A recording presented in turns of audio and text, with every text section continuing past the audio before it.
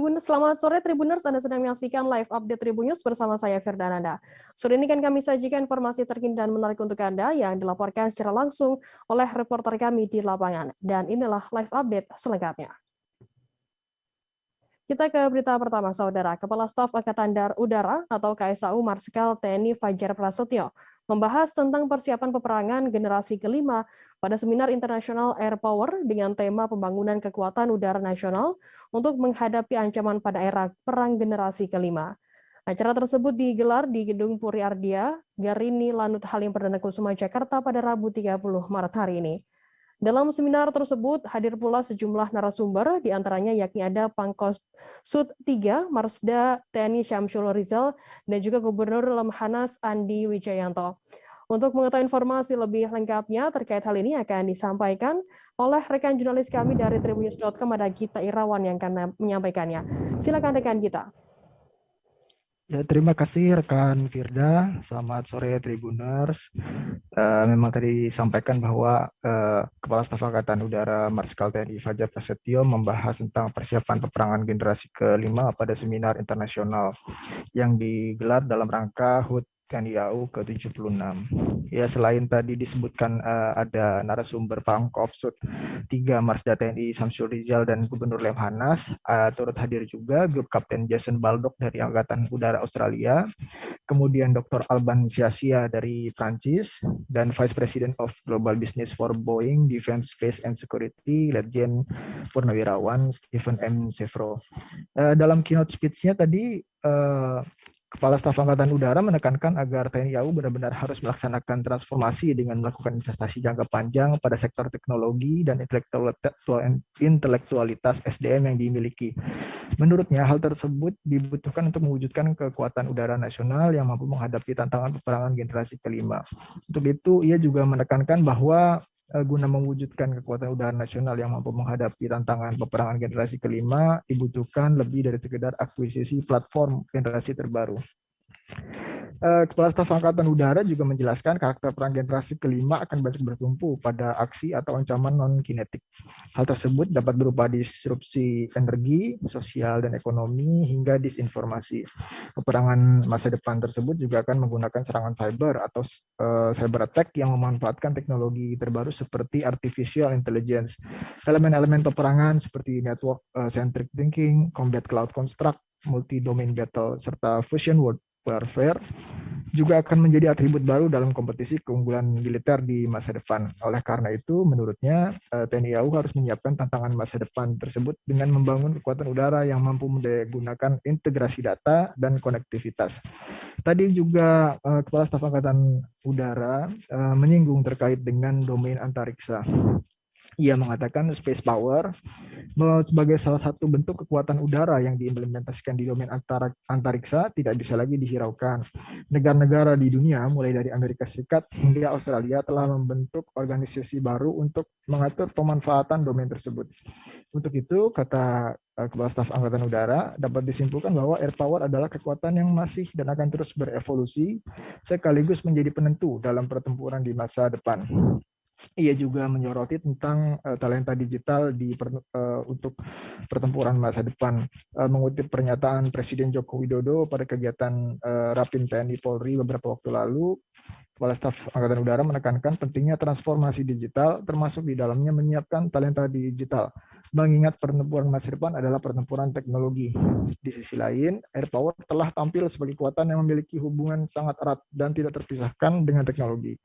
Hal itu juga terlihat jelas pada pengaruh perkembangan teknologi pada evolusi air power dalam beberapa dekade terakhir. Demikian laporan yang bisa saya sampaikan terkait dengan kegiatan seminar internasional yang diselenggarakan TNI AU tadi. Baik, terima kasih rekan kita dari Tribunnews.com atas informasinya. Selamat bertugas kembali. Kita beralih ke informasi selanjutnya. Saudara Rektor Universitas Ibnu Khaldun, Musni Umar, mendatangi gedung Bareskrim Polri pada Jakarta Selatan pada Rabu 30 Maret hari ini. Yang melaporkan balik, Direktur Pasca Sarjana Institut Agama Kristen Tarutung, Sumatera Utara, berinisial YLH. Adapun Musni didampingi oleh sejumlah kuasa hukumnya tiba di gedung Bareskrim Polri. Dalam kesempatan tersebut, Musni mengaku mencari keadilan terkait pencemaran nama baiknya soal tudingan profesor bodong. Informasi lebih lengkapnya terkait hal ini akan disampaikan oleh rekan jurnalis kami dari Tribunnews.com, ada Iqman Ibrahim yang akan melaporkannya. Silakan rekan Iqman. Iya, rekan Firda, memang tadi Rektor Universitas Ibnu Khaldun Musni Umar memang tadi mendatangi Baris Krim Polri sekitar siang tadi. Memang dia melaporkan balik, niatnya untuk melaporkan balik Direktur Pascasarjana Institut Agama Kristen Tarutung Sumatera Utara berinisial YLH. Memang tadi Musni didampingi oleh sejumlah kuasa hukumnya saat mendatangi gedung Baris Krim Polri. Memang juga tadi dalam wawancara bersama awak media, memang tadi Musni mengungkapkan sedang mencari keadilan soal tudingan yang diungkap oleh YLH terkait Profesor Bodong. Musni mengaku tidak mengenal dengan YLH yang menuding dan melaporkannya ke polisi atas dugaan Profesor Bodong. Dia juga menyatakan ada unsur politis di balik pelaporan tersebut. Musni juga membantah dirinya merupakan profesor gadungan atau profesor bodong. Adapun dia juga memiliki bukti kuat yang menunjukkan rekam pendidikannya selama ini hingga menjadi profesor. Namun memang tadi setelah berdiskusi selama 2 jam di Baris Krim Polri, pelaporan Musni masih ditolak oleh penyidik. Memang tadi diungkapkan oleh kuasa hukumnya, Musni diminta untuk melengkapi alat bukti berupa dokumen yang menjadi bukti rekam pendidikannya selama ini. Adapun dokumen yang dibawanya hari ini hanya bentuk legalisir saja. Nantinya Musni memang berencana bakal menghubungi pihak universitas terkait untuk melengkapi barang bukti terkait rekam pendidikannya hingga profesor dalam waktu 2-3 hari ke depan. Demikian, Firda. Baik, terima kasih rekan jurnalis dari Tribunnews.com, Iqman, atas laporan yang. Selamat bertugas kembali. Kita beralih ke informasi selanjutnya, Saudara. Menteri Koordinator Perekonomian Erlangga Hartarto bersama Menteri Perindustrian Agus Gumiwang mengunjungi PT Riau Andalan Pulp and Paper atau RAP di Riau Kompleks Pelalawan pada Selasa 29 Maret. Kedatangan Menko Erlangga dan Menperin Agus untuk meninjau realisasi investasi produk kemasan berkelanjutan senilai Rp33,4 triliun yang dijalankan April Group di Kabupaten Pelalawan. Informasi lebih lengkapnya terkait hal ini akan disampaikan oleh rekan jurnalis kami dari Tribun Pekanbaru, ada Yohanes Tanjung yang akan melaporkannya. Silakan rekan Yohanes. Baik, terima kasih rekan Firda dan selamat sore dimanapun Tribuners berada. Pada hari Selasa kemarin, Menteri Koordinator Perekonomian RI Erlangga Hartarto dan Menteri Perindustrian Agus Gumiwang memang mengunjungi Kabupaten Pelalawan, tepatnya ke Kecamatan Pangkalan Kerinci, dengan mendatangi komplek PT Riau Andalan Pulp and Paper yang merupakan anak usaha dari April Group. Kedatangan Menko Erlangga dan Menperin Agus Gumiwang untuk meninjau realisasi investasi produk kemasan berkelanjutan senilai Rp33,4 triliun yang dijalankan April Group di Kabupaten Pelalawan, sekaligus melakukan groundbreaking atau pemanjangan perdana proyek yang ditaksirkan mencapai Rp33,4 triliun tersebut. Kedatangan kedua menteri itu disambut langsung oleh Gubernur Riau Haji Samsuar bersama sejumlah unsur Forkopimda seperti Kapolda Riau maupun perwakilan dari Kejati maupun Danrem. Demikian juga dengan Wakil Bupati Kabupaten Pelalawan dan beberapa unsur Forkopimda Kabupaten Pelalawan. Termasuk juga disambut oleh Direktur RGI Group yang merupakan Anderson Tanoto dan Dirut PT RAPP Si Holari Tonang serta manajemen dan ratusan karyawan. Kedua menteri datang dengan menggunakan pesawat yang tiba di Bandara RAPP, kemudian mereka berkeliling di seputar pabrik milik PT RAPP yang ada di Pangkalan Kerinci, mulai dari pabrik rayon, pabrik kertas, hingga meninjau juga pembibitan eukaliptus atau akasia yang digunakan PT RAPP sebagai tanaman yang merupakan bahan baku HTI mereka. Dalam pernyataannya, Menko Erlangga menyatakan bahwasanya dirinya sudah 2 kali mengunjungi PT RAPP dalam 2 tahun terakhir, yang di mana pada 2 tahun terakhir ia datang bersama Presiden Jokowi. Dia melihat perkembangan investasi yang diberikan April yang merupakan induk grup daripada PT RAPP cukup maju, dan dia sangat bangga dengan investasi yang terakhir ini merupakan 33,4 triliun. Erlangga juga menjelaskan selama 2 tahun terakhir perekonomian Indonesia dihantam oleh badai COVID-19 namun tidak menyurutkan investor-investor dalam menanamkan investasinya di Indonesia, termasuk Grup April yang senantiasa atau yang rutin menginvestasikan modalnya dan menginvestasikan yang membuka lapangan pekerjaan di Kabupaten Pelalawan khususnya. Selain itu, Erlangga menjelaskan bahwasanya sampai saat ini target investasi yang ada di Indonesia pada tahun 2021 sebesar 900 triliun dan kemudian meningkat pada tahun 2020 ini sebesar 1.200 triliun. Sehingga sebagian besar daripada investasi milik April tercatat sebagai single investor yang rutin berinvestasi di bagian industri pulp and paper. Di bagian hulu April berinvestasi sekitar 13,9 triliun dan di bagian hilir mereka berinvestasi juga sebesar 19,5 triliun hingga totalnya mencapai 33 triliun lebih. Bahkan investasi ini akan menciptakan lapangan kerja sebanyak 1.100 orang secara langsung dan secara tidak langsung juga akan menyerap tenaga kerja sebanyak 8.000 orang. Setelah mengunjungi PT RAPP, Menko Erlangga juga menghadiri acara yang digelar oleh Partai Golkar di Kabupaten Pelalawan dengan meresmikan gedung kantor Golkar dan melantik beberapa pengurus Golkar. Demikian yang bisa kami laporkan dari Kabupaten Pelalawan bersama saya Johannes Tanjung. Kembali ke studio rekan Firda. Baik, terima kasih rekan Yohanes dari Tribun Pekanbaru atas laporannya. Selamat bertugas kembali dan akan kami tampilkan Tribuners wawancara dari Menko Perekonomian Erlangga Hartarto. Berikut liputannya untuk Anda.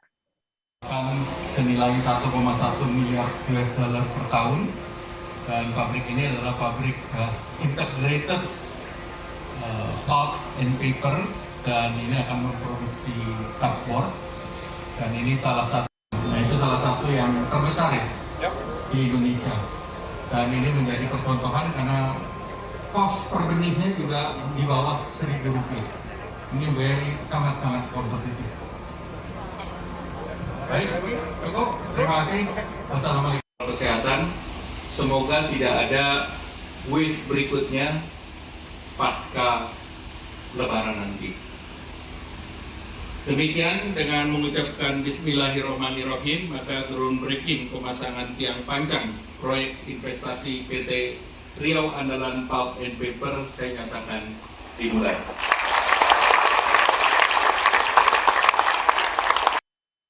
Kita beralih ke informasi selanjutnya, Saudara. Rabiati Nurlete resmi dilantik menjadi Ina Latu Batu Merah Kota Ambon di Rumah Raja Negeri Batu Merah pada Rabu 30 Maret. Mengenakan pakaian berwarna merah dan putih, Rabiati Nur dilantik dengan gelar Ina Latu Tanah Raja Barang. Untuk mengetahui informasi lebih lengkapnya terkait hal ini akan disampaikan oleh rekan jurnalis kami dari Tribun Ambon, ada Dedi Aziz yang akan melaporkannya. Silakan rekan Dedi. Baik, terima kasih rekan Firda dan Tribuners. Tadi pagi sudah dilangsungkan pelantikan Ina Latu Raja atau Raja Negeri Batu Merah di Baileo atau Rumah Raja Negeri Hatukau. Menurut Wakil Ketua Panitia Salem Talahua, pelantikan tersebut digelar berdasarkan hasil rapat bersama Sandiri Negeri atau pemangku hukum adat negeri Hatukau atau Batu Merah. Yang melanjutkan, Rabiati Nurlete sendiri berhak menjabat sebagai Ina Latu atau Raja Negeri Hatukau karena merupakan keturunan langsung dari para raja sebelumnya. Dalam acara tersebut juga hadir para raja dari seluruh Pulau Ambon yang turut diundang sebelumnya. Sementara itu, Gandong Batu Merah dari negeri Ema, Gandong merupakan saudara kandung dari negeri Batu Merah, yakni negeri Ema atau desa Ema, dan Pela dari negeri Paso pun turut menghadiri acara tersebut. Tak lupa juga suguhan tarian adat Maluku, Cakalele, yang merupakan tarian perang yang menunjukkan rasa keberanian, ketangkasan, keperkasaan, dan rasa persekutuan. Nah, di tengah riuhnya acara tersebut, arus lalu lintas di sekitar Rumah Raja Batu Merah pun terlihat macet parah, apalagi kawasan tersebut merupakan kawasan jalan protokol di Kota Ambon. Terlebih lagi di Jalan Jenderal Sudirman Ambon yang menjadi salah satu jalan protokol di Kota Ambon. Kemacetannya pun terjadi dari dua arah, baik dari jembatan Merah Putih menuju Kota Ambon maupun sebaliknya. Pengendara roda 2 maupun roda 4 tadi pagi diminta melalui jalur alternatif lainnya. Sementara itu, Polresta Pulau Ambon dan Pulau Lease telah menerjunkan ratusan personil mengawal jalannya pelantikan Inalatu Batu Merah. Kasih Humas Polresta Ambon dan Pulau Lease, Ibda Moya Utomo mengatakan sebanyak 200 personel diterjunkan mengawal proses pelantikan tersebut. Ratusan personel ini ditempatkan pada bagian kawasan tersebut, diantaranya jalan raya, di dalam Gang Batu Merah, serta di depan Rumah Raja. Meski pelantikan telah selesai, tadi pagi sempat terjadi kericuhan, namun Ibda Moya Utomo meminta agar warga Batu Merah selalu menjaga situasi Kamtipmas agar semakin kondusif. Begitu, Firda. Baik, terima kasih rekan jurnalis dari Tribun Ambon dari Aziz atas laporannya. Selamat bertugas kembali. Dan Tribuners, akan kami tampilkan wawancara dari Salam Tahalua, Wakil Ketua Panitia Pelantikan Raja atau Inalatu Batu Merah Ambon. Berikut liputannya untuk Anda. Terkait acara pelantikan atau pengukuhan hari ini bagaimana, Pak? Ya, terkait dengan persoalan pengukuhan ini otomatis ini adalah gawenya sendiri negeri. Cuma kami sebagai panitia ini adalah sebagai pelaksana. Ya. Berdasarkan usulan sendiri negeri terkait dengan persoalan raja negeri Batu Merah Kabupaten Kota dari sesuai batas waktu, maka sendiri negeri bertekad untuk harus melaksanakan prosesi adat. Nah, prosesi adat itu memang hari ini telah dilaksanakan oleh sendiri negeri. Tentunya dalam pengukuhan ini adalah berdasarkan keputusan yang dilakukan oleh sendiri negeri itu terhadap mata rumah Perintah Nurlete. Itu ada garis keturunan Abdul Wahid Nurlete. Ya, makanya hari ini sendiri negeri tetapkan sebagai hari pelaksanaannya pengukuhan itu sendiri. Ada berapa pela dan gandong yang diundang? Untuk undangan hari ini yang jelas untuk para instansi-instansi terkait pemerintah kota maupun provinsi, TNI Polri, untuk raja-raja di setiap negeri di Pulau Ambon termasuk di Sirah itu juga kita undang. Pada hari ini acara ini termasuk undangan-undangan lain yang kita juga undang hadir pada acara pengukuhan. Ya, untuk gandongnya mungkin Pak dan pela dari mana-mana saja. Untuk gandong EMA juga Kita beralih ke Sumatera Barat, Saudara. Satu unit truk tertabrak kereta api di Jalan Adi Negoro kilometer 17, Kelurahan Padang Sarai, Kecamatan Kota Tangah, Kota Padang, Provinsi Sumatera Barat. Truk ini bermuatan semen dengan nomor polisi BA 9894LU berwarna hijau. Selain itu, besi tiang reklame juga roboh akibat kejadian tersebut sehingga menghambat akses jalan dan menimpa satu unit mobil Daihatsu Grand Max dengan nomor polisi BM 1964JO. Untuk mengetahui informasi mengenai kronologi hingga kejadian untuk saat ini, update kondisi terkini di sana, kami sudah tersambung dengan jurnalis dari Tribun Padang, ada Rezi Aswar yang akan melaporkannya. Silakan rekan Rezi.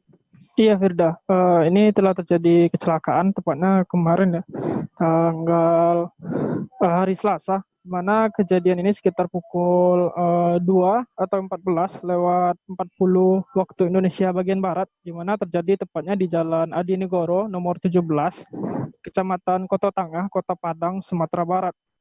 Di mana kejadian ini terjadi antara satu unit truk bermuatan semen dengan kereta api Sibinuang jurusan Padang Naras atau Padang Kota Pariaman gitu.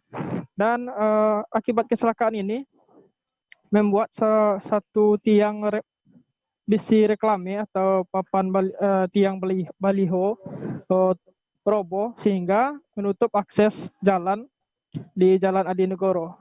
Akses jalan ini tertutup cukup lama hingga beberapa jam, hingga turun ke lokasi ada petugas pihak kepolisian, tim SAR, dari petugas PT KAI, dan masyarakat di lokasi kejadian. Akses jalan tertutup sehingga pihak kepolisian memasang garis polisi agar masyarakat tidak lewat. Selanjutnya didatangkan lokomotif lainnya untuk menarik rangkaian gerbong kereta api ini. Dan selanjutnya didatangkan juga satu unit alat berat untuk memindahkan besi tiang reklame ini ke samping badan jalan sehingga akses jalan dapat kembali dapat dilewati. Sedangkan untuk penumpang tidak ada korban jiwa dalam kejadian ini dan ada satu penumpang mengalami luka dan sudah diobati oleh pihak medis dari PT KAI. Dan juga terdapat pantauan kami kemarin semen yang dibawa oleh truk ini berceceran di dekat lokasi dan dikumpulkan oleh anak-anak di lokasi kejadian. Gitu, Firda. Baik, terima kasih rekan jurnalis dari Tribun Padang, Rezi atas laporannya. Selamat bertugas kembali. Dan Tribuners akan kami tampilkan wawancara yang tadi sudah diimpun oleh Rezi dari Kepala Humas PT KAI dari 2 Sumatera Barat Erlangga Budi Laksono. Berikut liputannya untuk Anda. Kecelakaan kereta ini, kondisi keretanya gimana, Mas?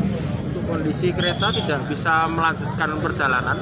Jadi saat ini kereta dievakuasi menuju kabin Padang.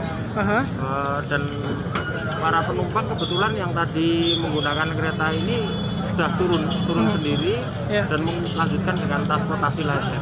Siap. Ya, tapi untuk tiket ya, kalau memang penumpang ingin membatalkan tiket bisa dibatalkan di loket stasiun, kita kembalikan 100%.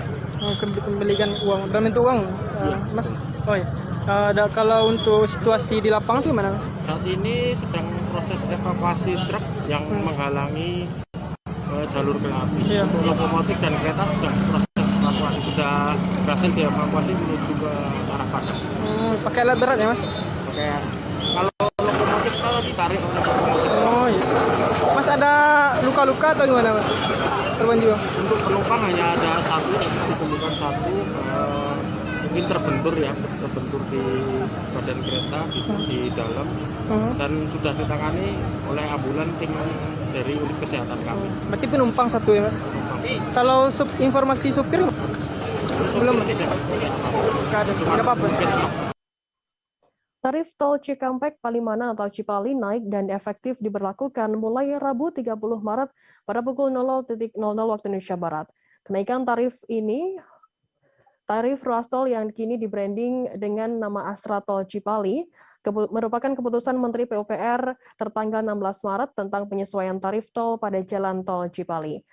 Direktur Operasi PT LMS Agung Prasetyo mengatakan penyesuaian tarif tol Cipali didasarkan laju inflasi daerah sekitar tol sepanjang 116 km tersebut dalam 2 tahun terakhir. Untuk mengetahui informasi terkait hal ini akan disampaikan oleh rekan jurnalis kami dari Tribun Cirebon, ada Ahmad Imam Baihaq yang akan melaporkannya. Silakan rekan Imam. Ya, baik, terima kasih juga.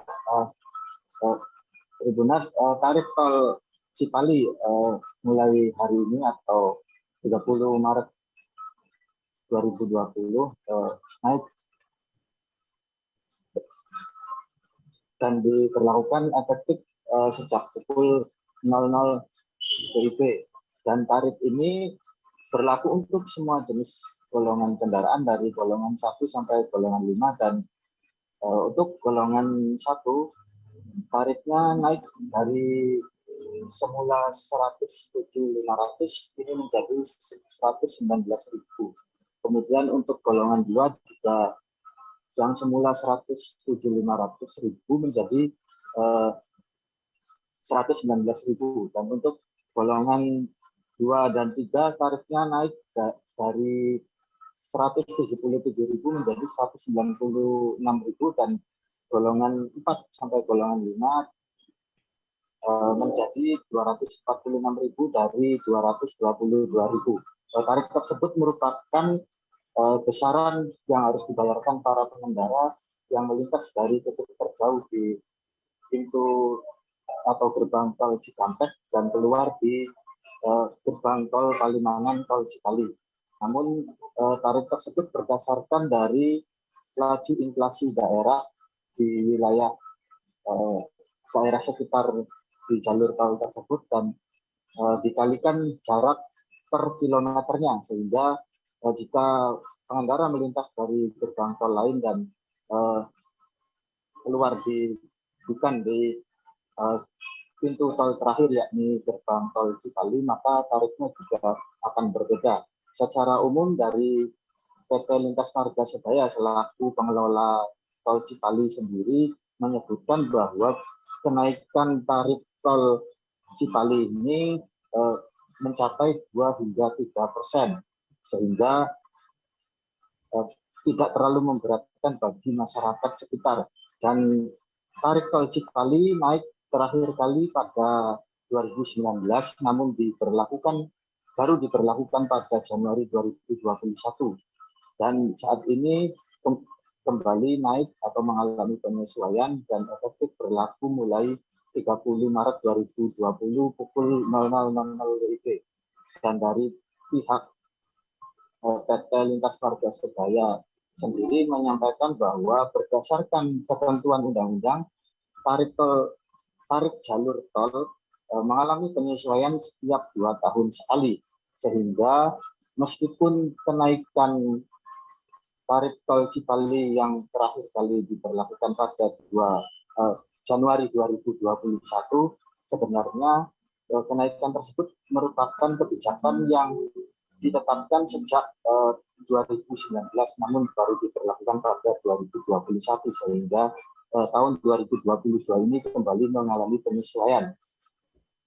Dan dari pihak PT Lintas Marga Sebaya sendiri sudah mensosialisasikan penyesuaian tarif tol Cipali ini kepada para pengendara selama 14 hari sejak 16 Maret 2022 sesuai surat keputusan dari Menteri PUPR nomor 263 KPPS/M/2022.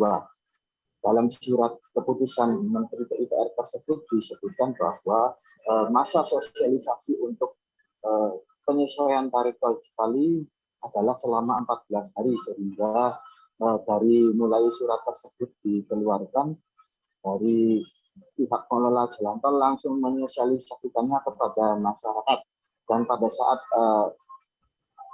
penyesuaian tarif tol atau kenaikan tarif tol tersebut diberlakukan, dari pihak pengelola jalan tol juga jajaran direksinya turun ke gerbang tol Palimanan tol Cipali untuk menyosialisasikannya kembali kepada masyarakat dan menyampaikan bahwa tarif tol Cipali naik terhitung mulai 30 Maret 2022 pukul 00.00 WIB. Selain itu, dari direksi PT LMS juga memberikan sejumlah souvenir kepada para pengendara yang melintas pada jam tersebut. Demikian juga. Baik, terima kasih rekan jurnalis dari Tribun Cirebon Imam Baihaqi atas laporannya. Selamat bertugas kembali. Dan Tribuners, akan kami tampilkan wawancara dari Direktur Operasi PT LMS Agung Prasetyo yang tadi sudah diimpun keterangannya oleh rekan jurnalis kami. Berikut liputannya untuk Anda. Untuk kenaikan tarif baru ini, golongan 1 nanti akan menjadi 119.000, golongan 2 dan 3 akan menjadi 196.000, dan golongan 4 dan 5 menjadi 246.000. Kenaikan ini merupakan sesuai inflasi 2 tahun wilayah sekitar tol Cipali dan pembangunan infrastruktur khususnya akses Kerjasama yang sudah kita lakukan dan kita buka untuk masyarakat per September kemarin. Untuk inflasi kita 2-3%. Berarti kenaikan berapa persen? 2-3% Pak. Untuk semua golongan ya Pak ya? Untuk semua golongan. Jadi kenaikan tarif ini perhitungannya 2-3% dikalikan jarak per kilo dari tarif tol kita. Jadi tadi adalah yang saya sampaikan tadi, golongan 1 sampai 5 tadi adalah jarak terjauh dari Cikampek sampai dengan Palimanan. Manajemen Bandar Udara Rendani Manokwari mengatakan akan ada peningkatan jumlah penumpang saat musim mudik Lebaran Idul Fitri 1443 Hijriah atau 2022 Masehi. Pasalnya aktivitas penumpang pada 2022 sedikit dilonggarkan oleh surat edaran Kemenhub terkait dengan peniadaan tes PCR dan antigen. Pada Lebaran kali ini, siapa saja bisa mudik dengan membuktikan surat keterangan sudah vaksin dosis 2 dan 3 kepada petugas.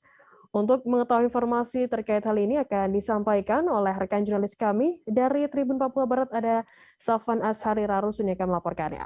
Silakan rekan Safwan.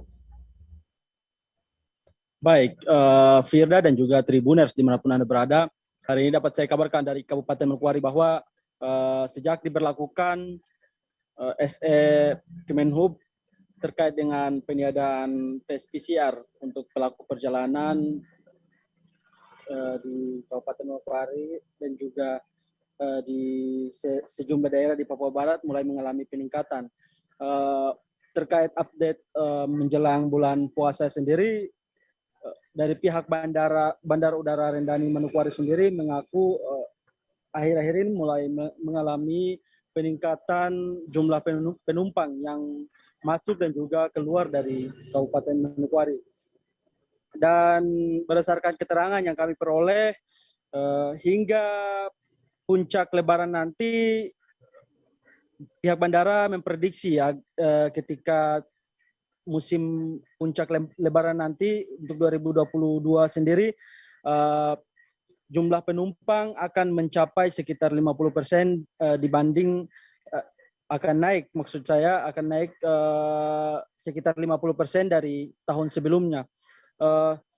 Sebab peningkatan ini diakibatkan karena ada kelonggaran dari Kementerian Perhubungan terkait dengan SE tersebut, sehingga diprediksi akan mengalami peningkatan dari tahun-tahun sebelumnya. Akhir-akhir ini sendiri untuk penumpang sendiri, mereka sudah mulai mengalami kenaikan dari hari-hari sebelum pemberlakuan SS tersebut, sehingga mereka berharap untuk tahun ini tidak ada surat edaran baru, sehingga para pemudik juga bisa menikmati transportasi khususnya untuk di Bandara Udara Rendani sendiri. Baik, terima kasih rekan jurnalis dari Tribun Papua Barat, Salvan, atas laporannya. Selamat bertugas kembali. Dan Tribuners, tadi jurnalis kami juga sudah menghimpun keterangan dari PLH Kepala Bandar Udara Rendani Manokwari, Nimrod Wariyanggi. Berikut liputannya untuk Anda. Pemberlakuan itu dan sampai saat ini hari kedua itu tiba-tiba harga tiket naik.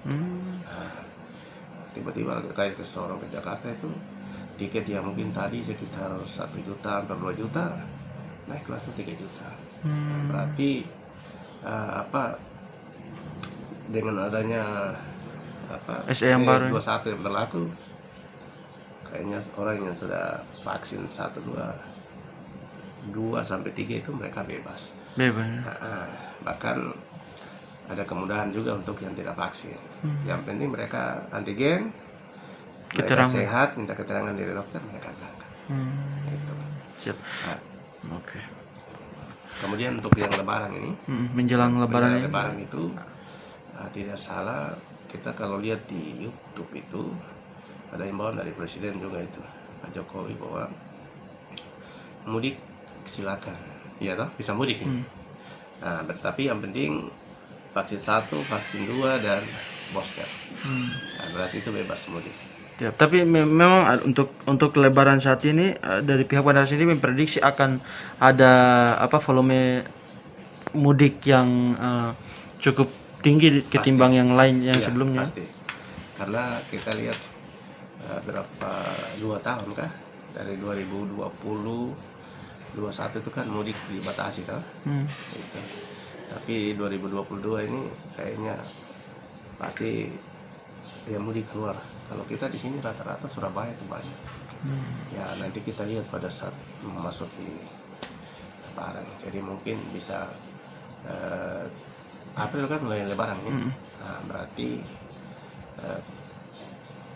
pertengahan sebelum Lebaran itu mungkin setelah puasa, setelah Lebaran mungkin bisa cek-cek lagi. Iya kan? Tapi memang Badan Kependudukan dan Keluarga Berencana Nasional atau BKKBN Provinsi Papua menggelar rapat kerja daerah membahas penguatan program Bangga Kencana dan percepatan penurunan stunting. Rakerda Program Pembangunan Keluarga Kependudukan dan Keluarga Berencana tahun ini mengambil tajuk penguatan program Bangga Kencana dan percepatan penurunan stunting melalui sektor optimalisasi sumber daya dan konvergensi lintas sektor. Informasi terkait hal ini akan disampaikan oleh rekan jurnalis kami dari Tribun Papua, ada Aldi Bimantara yang akan melaporkannya. Silakan rekan Aldi. Ya, halo Firda dan juga Tribuners. Badan Kependudukan dan Keluarga Berencana Nasional BKKBN Provinsi Papua melaksanakan rapat kerja daerah atau Rakerda membahas penguatan program Bangga Kencana dan percepatan penurunan stunting. Firda dan juga Tribuners, berdasarkan pantauan kami awak media, Rakerda tersebut berlangsung di Hotel Horizon Padang Bulan, Kota Jayapura, Papua, dan dibuka secara langsung oleh Gubernur Papua yang diwakili oleh staf ahli Gubernur Bidang Kemasyarakatan dan SDM Provinsi Papua, LC Penina Rumbekwan. Firda dan juga Tribuners, kepada awak media, termasuk kami, Tribun Papua, Deputi Bidang Pengendalian Penduduk BKKBN Pusat, Dwi Listiawardani, menyampaikan apresiasi dan penghargaan yang setinggi-tingginya terhadap Gubernur Provinsi Papua, Lukas NMB, dalam hal ini staf ahli atas dukungannya selama ini untuk BKKBN. Firda dan juga Tribuners, Dwi juga menyebutkan program Bangga Kencana dan penurunan stunting ini tidak dapat dipisahkan karena indikatornya berkaitan erat begitu. Ia menyoroti soal pengaturan jarak kelahiran anak dan potensi stunting yang ditimbulkan akibat dari jarak yang berdekatan antara anak pertama dan kedua serta seterusnya begitu, Firda. Dan dapat juga saya informasikan bahwa tema yang diambil dalam Rakerda BKKBN kali ini ialah soal penguatan program Bangga Kencana dan percepatan penurunan stunting melalui sektor optimalisasi sumber daya dan konvergensi lintas sektor. Firda dan juga Tribuners, tema ini sangat penting untuk dibahas karena ada beberapa strategi nasional. Pertama, menguatkan komitmen begitu. Kemudian kedua, yakni upaya untuk melakukan intensifikasi komunikasi perubahan perilaku. Dan ketiga, untuk mewujudkan konvergensi. Dalam kesempatan Rakerda tersebut pula, BKKBN Provinsi Papua juga memberikan penghargaan kepada 6 kabupaten dan 1 kota di Provinsi Papua karena dinilai maksimal dalam penerapan aplikasi New Siga. Sebagai informasi tambahan juga yang dapat saya bagikan kepada Tribuner semua bahwa 7 daerah di Provinsi Papua yang dinilai maksimal dalam sistem pelaporan aplikasi New Siga ini ialah Kabupaten Nabire, Merauke, Waropen, Paniai, Kerom, Kepulauan Yapen, dan Kota Jayapura sendiri. Firda dan juga Tribuners, disampaikannya pula melalui New Siga ini BKKBN ingin membangun sistem data yang lebih baik ke depannya dengan sinkronisasi data basis keluarga Indonesia dengan sistem informasi kependudukan. Firda, demikian untuk sementara laporan saya terkait dengan Rakerda BKKBN Provinsi Papua ini. Untuk sementara kembali ke... Baik, terima kasih rekan jurnalis dari Tribun Papua Aldi Bantara atas laporannya. Selamat bertugas kembali. Dan Tribuners, jurnalis kami tadi juga sudah menghimpun keterangan dari Deputi Bidang Pengendalian Penduduk BKKBN Pusat, Dwi Listiawardani, dan juga Kepala Perwakilan BKKBN Provinsi Papua, Nerius Auparai. Berikut liputannya untuk Anda. Kan ada beberapa indikator di dalam Bangga Kencana yang sebetulnya secara langsung maupun tidak langsung itu bisa ikut menurunkan angka stunting. Ya. Yang pertama misalnya dalam pengaturan kelahiran, ini sangat penting ya. Jarak kelahiran, kapan mengakhiri hamil, itu sangat berkaitan dengan kualitas anak yang dilahirkan. Ya. Nah itu kan caranya pakai KB diantaranya ya, bagaimana cara itu. Nah, oleh karena itu kalau KB-nya berhasil sebetulnya stuntingnya juga bisa diturunkan. Itu kaitan yang paling erat di situ ya. Contohnya gitu. Belum lagi yang bukan KB, misalnya tentang pengasuhan balita. Itu kan di program pembangunan keluarga ada pengasuhan tumbuh kembang anak balita.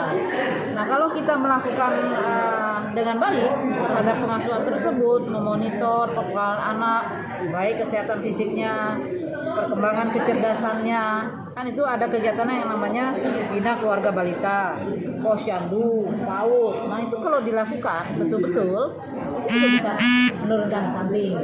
Ya?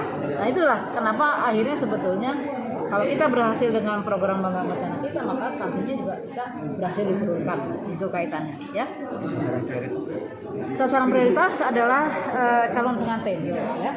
Kita juga di Bangga Kencana dari dulu sudah melakukan itu untuk program persiapan kehidupan berkeluarga, ya. Mempersiapkan calon pengantin betul-betul nanti bisa merencanakan kehidupannya. Apalagi kalau seandainya ingin punya anak, kapan waktunya yang paling tepat, gitu ya. Berapa jaraknya, berapa jumlah anak, kan gitu. Kemudian perawatan terhadap ibu hamil. Selama hamil itu harus ada minimal 8 kali diperiksa untuk melihat sebetulnya perkembangan janin di dalam tubuh ibu.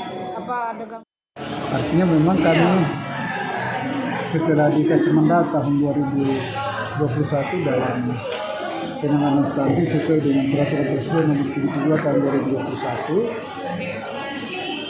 BKKBN ditunjuk sebagai koordinator pelaksanaan penanganan stunting di Indonesia.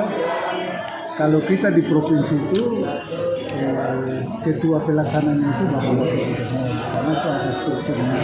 Jadi pengarah Bapak Gubernur, Ketua Pelaksana Bapak Wakil Gubernur, terus Wakil Ketua. Satu itu adalah Ketua Tim Penggerak Provinsi. Dan struktur itu di kabupaten kota juga sama. Misalnya Bupati sebagai pengarah, Wakil Bupati sebagai Ketua Pelaksana, Ketua Tim Penggerak Kota sebagai Wakil Ketua. Satu dalam tim percepatan penanganan. Kejadian memalukan menyeret institusi kepolisian Resor Sumedang. Seorang anggotanya memukul wartawan di bagian mata hingga mengalami luka pada Selasa 29 Maret. Hal ini diduga karena persoalan kecil saat pertandingan persahabatan antar instansi di lapangan sepak bola di Stadion Ahmad Yani, Kota Kaler, Kabupaten Sumedang. Pertandingan tersebut melibatkan kesebelasan anggota polisi melawan kesebelasan wartawan. Informasi lebih lengkapnya terkait hal ini akan disampaikan oleh rekan jurnalis kami dari Tribun Jabar, ada Kiki Andriansyah yang akan melaporkannya. Silakan rekan Kiki. Baik, Firda, selamat sore. Dapat saya sampaikan telah terjadi aksi penganiayaan yang dilakukan oleh seorang oknum anggota Satlantas Polres Sumedang terhadap salah satu wartawan Metro TV yang bertugas di Kabupaten Sumedang. Aksi yang tidak terpuji ini dilakukan oleh polisi berinisial R ini terjadi gara-gara persoalan kecil saat saat pertandingan persahabatan antar kesebelasan Polres Sumedang melawan kesebelasan BPBD Kabupaten Sumedang berserta wartawan. Kejadian ini terjadi saat pertandingan masih berlangsung pada babak akhir pertandingan. Pelaku merupakan salah satu penonton atau supporter dari kesebelasan Polres Sumedang. Pelaku yang saat kejadian langsung memukul pihak korban, dan saat kejadian pelaku berseragam lengkap berseragam dinas kepolisian. Untuk dari kejadian itu, korban langsung dilarikan ke puskesmas terdekat di Stadion Ahmad Yani, Kabupaten Sumedang. Namun setelah mendapatkan perawatan medis di puskesmas terdekat itu, korban langsung dilarikan ke RSUD Kabupaten Sumedang. Pengamatan saya di RSUD Sumedang pada tadi malam, pasca kejadian tersebut, Kapolres Sumedang AKBP Eko Prasetyo Robianto langsung mendatangi korban, dan di RSUD Sumedang, Kapolres menyampaikan permohonan maaf atas yang dilakukan oleh anggotanya tersebut, dan berjanji akan melakukan penindakan tegas kepada anggotanya tersebut. Bahkan pada tadi pagi saya berhasil mewawancarai Kapolda Jabar Irjen Pol Suntana. Kapolda pun menyampaikan permohonan maaf atas kejadian tersebut, dan Kapolda berjanji akan membantu seluruh biaya pengobatan korban, dan berjanji akan memberikan saksi tegas kepada pelaku. Berdasarkan informasi yang saya dapatkan pada sore ini, korban yang bernama Husni ini sudah dilakukan operasi ringan di RSUD Sumedang. Demikian Firna yang saya dapat sampaikan. Baik, terima kasih rekan jurnalis dari Tribun Jabar Kiki atas laporannya. Selamat bertugas kembali. Dan Tribuners, akan kami tampilkan wawancara dari teman korban bernama Kega. Kemudian ada lagi Kapolres Sumedang AKBP Eko Prasetyo Robianto dan Kapolda Jabar Irjen Pol Suntana. Berikut liputannya untuk Anda. Jadinya gimana? Jadi ada pertandingan persahabatan antara BPBD dan Polres, dan Husni ikut membela BPBD saat kejadian. Tiba-tiba saat menit terakhir, Husni mengalami dipukul di bagian muka daerah pelipis mata, hingga mengalami luka robek oleh penonton sama satu supporter dari anggota Polres Sumedang. Jadi ini Husni masih menjalani perawatan dan ada luka di pelipis bawah bagian mata, luka robek. Saat ini kata keterangan dokter akan melakukan dijahit. Nanti Husni akan lanjut melaporkan kejadian tersebut dan akan terus dilakukan pelaporan. Sekarang sedang nunggu hasil visum. Ini memang rekan kita Husni itu sudah mendapatkan perawatan, dan insya Allah akan dinyatakan pulih dengan luka-lukanya, dan kami juga telah memberikan sanksi kepada anggota yang melakukan pemukulan tersebut yang diawali oleh sebab yang sepele karena keduanya berbeda kesebelasan dalam pertandingan bola persahabatan. Bentuk sanksinya apa, Bang? Mulai malam ini langsung dilakukan pemeriksaan dan dia akan sesuai dengan ketentuan yang berlaku dalam aturan kode etik Polri. Dan kebetulan juga Mas Husni ini adalah, jika kita ingat dulu momen longsor Cimanggung, dia adalah salah satu dari bagian wartawan yang ikut saya masuk ke dalam masjid dan selamat. Jadi sungguh saya menyesalkan peristiwa ini karena saya dengan Mas Husni, rekan wartawan ini sudah seperti keluarga dalam momen tersebut, di mana kami merasa kami sudah menggunakan nyawa cadangan saat ini. Jadi nama Kepolisian Resort Sumedang, saya memohon maaf atas peristiwa ini dan kami pastikan pelaku akan mendapatkan sanksi yang tegas sesuai ketentuan dalam kode etik Polri. Mungkin demikian. Tetapi pada saat itu kejadian, kita tidak tahu bahwa yang bermain sepak bola adalah teman-teman media. Tapi kami tetap menyalahkan dan telah melakukan tindakan kepada anggota kami. Dan kami memohon maaf dan bertanggung jawab membantu pengobatan dan membantu keluarganya. Kemudian hubungan Kapolres Sumedang dengan yang bersangkutan sangat bagus. Dalam beberapa kejadian mereka bersahabat gitu ya. Jadi mohon izin teman-teman, kejadian sebelum kejadian kita main bola, mereka main bola, kita tidak tahu di situ pada saat itu. Begitu kejadian, baru kita tahu bahwa teman kita adalah yang bekerja di media. Jadi tapi sekali lagi saya laku Kapolda memberikan tindakan tegas dan menyampaikan permohonan maaf. Tidak ada maksud apa-apa. Ya, terima kasih ya teman-teman ya. Seluruh blok hunian di rutan kelas 2B Rantau mendadak digeledah oleh petugas pada Rabu 30 Maret. Penggeledahan yang dilaksanakan secara mendadak ini berjalan kurang lebih 3 jam dipimpin oleh Kepala Rutan Andi Hashim. Kepala Rutan Andi Hashim mengatakan pelaksanaan penggeledahan ini sifatnya insidentil dengan menyasar seluruh blok hunian. Untuk mengetahui informasi lebih lengkapnya, saat ini kami sudah tersambung dengan jurnalis dari Banjarmasin Post, ada Stanislaus ini yang akan melaporkannya. Silakan rekan Stin. Baik rekan Firda dan Tribuners, selamat sore, dapat saya laporkan dari Kabupaten Tapin, Provinsi Kalimantan Selatan terkait dengan giat penertiban dan juga penggeledahan secara insidentil yang dilakukan oleh petugas rutan kelas 2B Rantau yang dilaksanakan pada malam tadi dengan menyasar seluruh blok hunian yang ada di seluruh lokasi di kamar hunian para napi di rutan kelas 2B Rantau. Jadi dapat saya laporkan bahwa penggeledahan insidentil ini dilaksanakan dalam rangka mendukung informasi dan juga tali komando yang diperintahkan dari Kemenkumham kepada seluruh lapas yang ada di Provinsi Kalimantan Selatan, sehingga menindaklanjuti instruksi tersebut seluruh petugas di rutan kelas 2B Rantau bersama dengan Kepala Rutan langsung melaksanakan penggeledahan secara mendadak, dan hasil yang ditemukan ini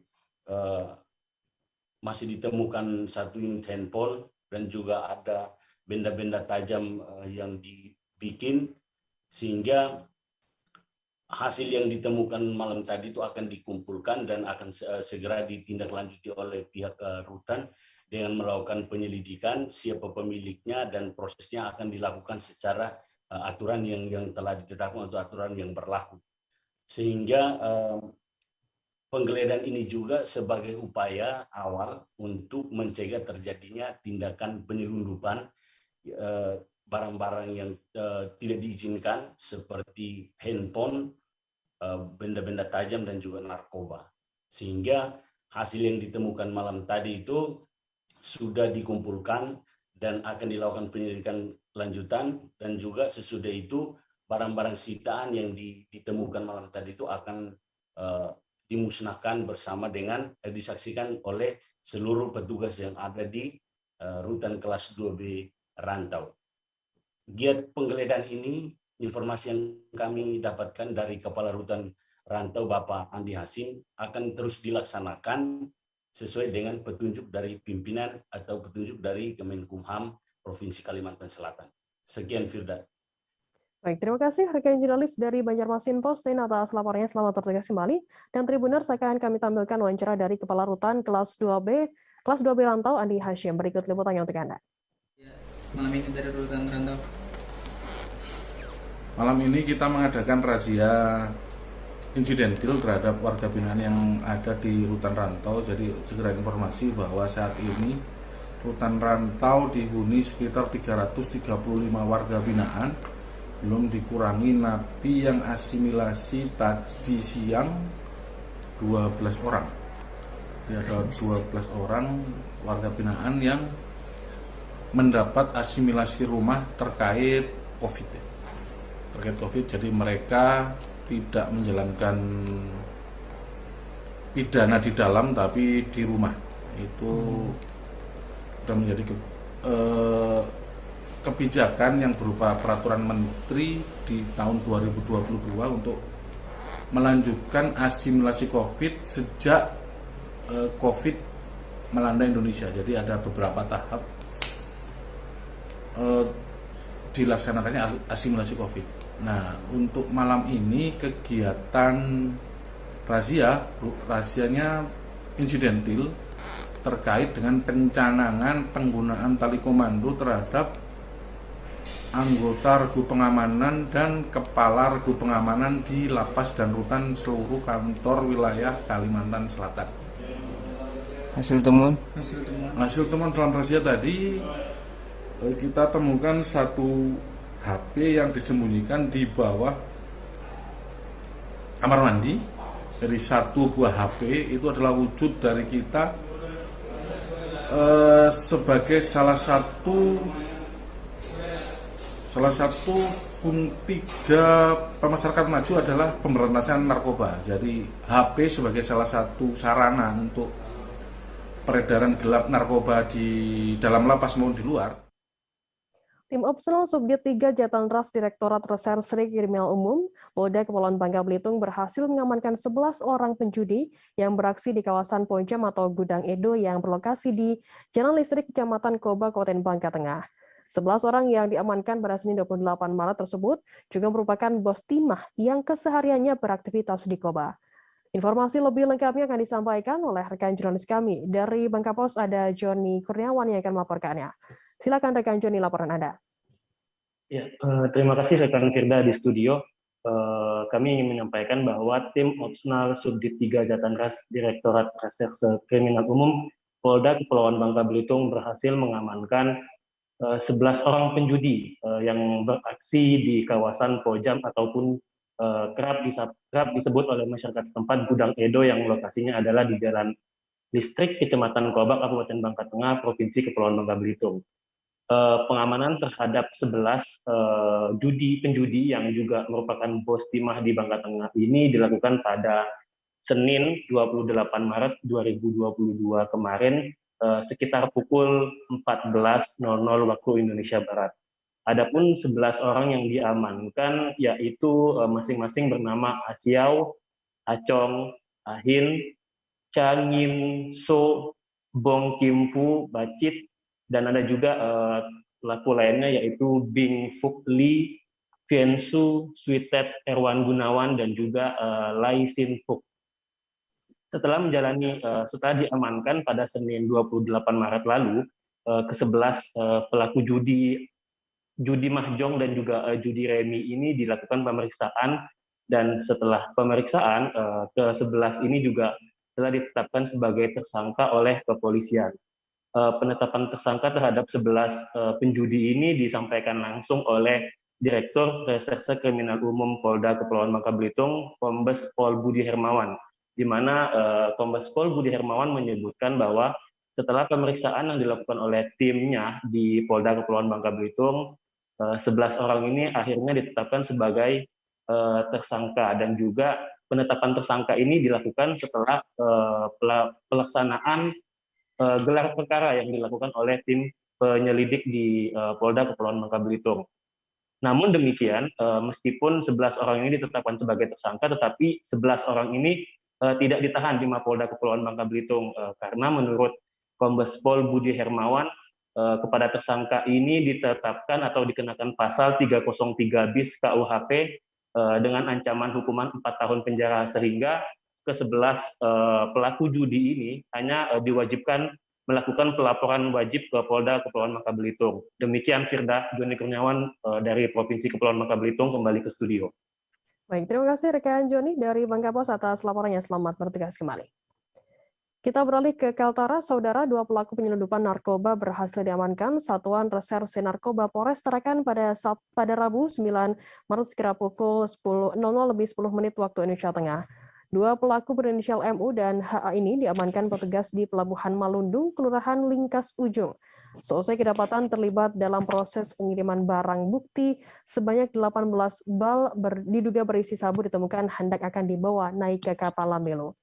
Informasi lebih lengkapnya terkait hal ini akan disampaikan oleh rekan jurnalis kami dari Tribun Kaltara, ada Andi Pausi yang akan melaporkannya. Silakan rekan Andi. Ya, baik rekan Firda, selamat sore Tribuners, bersama saya Andi melaporkan dari Kota Tarakan, Provinsi Kalimantan Utara. Ya, benar rekan Firda, 2 pelaku berhasil diamankan oleh Satres Narkoba Polres Tarakan pada Rabu tanggal 9 Maret 2022 lalu sekitar pukul 00:10 dini hari. 2 pelaku tersebut berinisial MU dan HA diamankan petugas di Pelabuhan Malundung Kota Tarakan karena memang terlibat dalam kepemilikan dan pengiriman sabu-sabu sebanyak 18 bal atau sekitar beratnya nyaris mencapai 1 kilogram hendak dibawa menggunakan kapal Lambelu dengan tujuan Parepare. Dikatakan Kapolres Tarakan dalam press release-nya, Kapolres Tarakan yakni AKBP Taufik Nurmandia dalam press release-nya pada tanggal 29 Maret 2022 kemarin didampingi oleh Kasat Reskoba Polres Tarakan Bapak Ibda Dien Fahru Romadoni. Memang BB tersebut ditemukan dalam satu paket dalam styrofoam. Kemudian dikatakan Kapolres Tarakan rencananya BB tersebut yang dikemas dengan modus digabungkan di dalam styrofoam berisi ikan tersebut akan dikirim ke Parepare. Nah, dan modusnya sendiri dilanjutkan AKBP Taufik Nurmandia, ya sengaja salah satu pelaku sengaja menyuruh sopir atau kurir untuk mengantarkan paket styrofoam ke pelabuhan tersebut, di mana sang supir juga tidak tahu menahu bahwa isinya ada isi sabu-sabu di dalam paket styrofoam tersebut.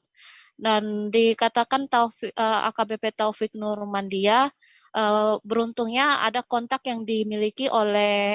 salah satu pelaku yang dimiliki oleh sang supir, sehingga ini memudahkan petugas dalam melakukan penyelidikan lebih lanjut.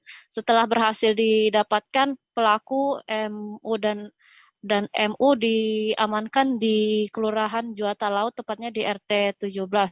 Berikut juga barang bukti.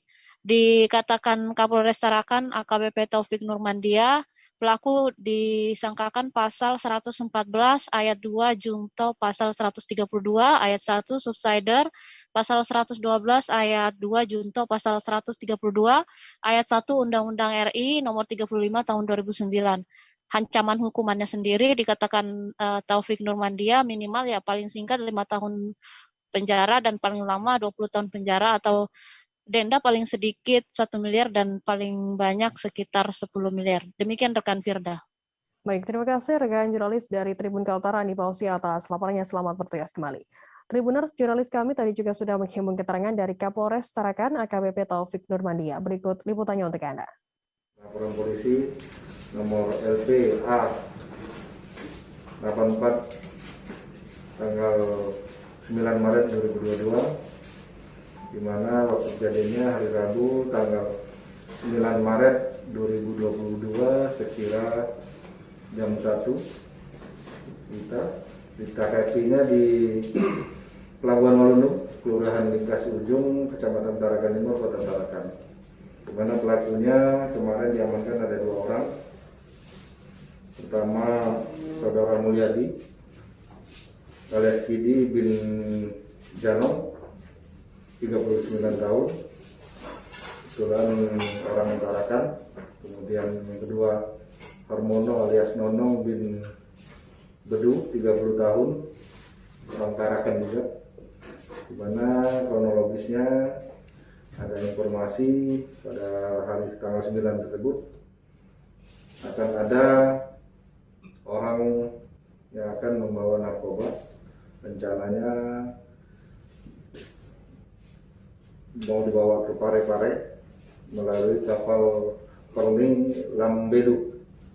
Kemudian anggota reskrim melaksanakan penyelidikan, kemudian benar pada saat itu ada mobil pickup masuk ke pelabuhan, di mana setelah diamankan di dalam mobil itu ternyata ada benda yang dicurigai narkoba, sabu, di dalam box ikan, dan di dalam box sendiri ada ikannya. Jadi sejumlah kendaraan truk terlihat menutupi Jalan Jenderal Sudirman, Kota Balikpapan, sekira pukul 10:10 waktu Indonesia Tengah pada Rabu 30 Maret hari ini.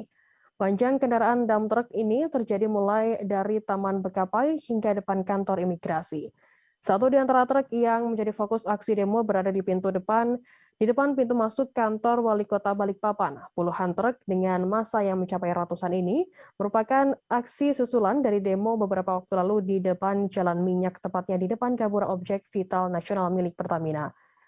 Informasi lebih lengkapnya terkait hal ini akan disampaikan oleh rekan jurnalis kami dari Tribun Kaltim. Ada Muhammad Zain yang akan melaporkannya dari sana. Silakan rekan Zain. Baik, selamat sore rekan Firda. Jadi untuk aksi susulan ini merupakan aksi lanjutan dari aksi unjuk rasa sebelumnya yang dilakukan di depan Objek Vital Nasional, di mana mereka menuntut dari stakeholder terkait agar bisa memberikan solusi ataupun jalan keluar terkait kesulitan dari para sopir truk untuk mendapatkan solar subsidi.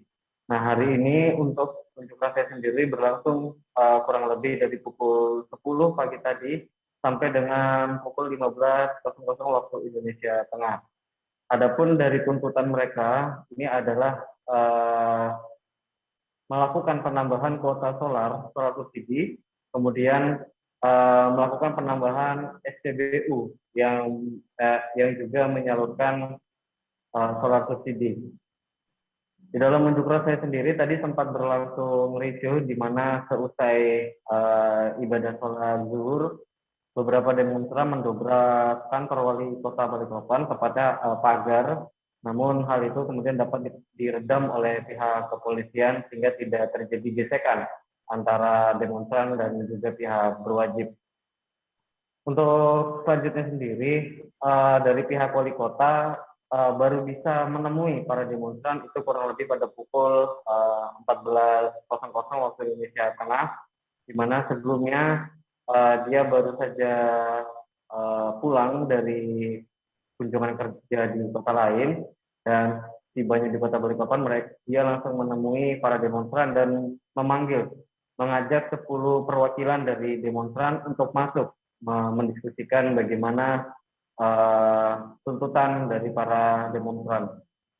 Untuk mediasi secara tertutup itu berlangsung kurang lebih 20 menit, hingga kemudian mereka berhasil menyepakati satu hal, di mana pihak pemerintah Kota Balikpapan akan mendesak Pertamina untuk segera menyelesaikan ataupun melakukan penambahan SPBU, di mana untuk saat ini dari pihak Pertamina Kalimantan sedang melakukan progres ataupun pembangunan SPBU yang menyalurkan solar subsidi.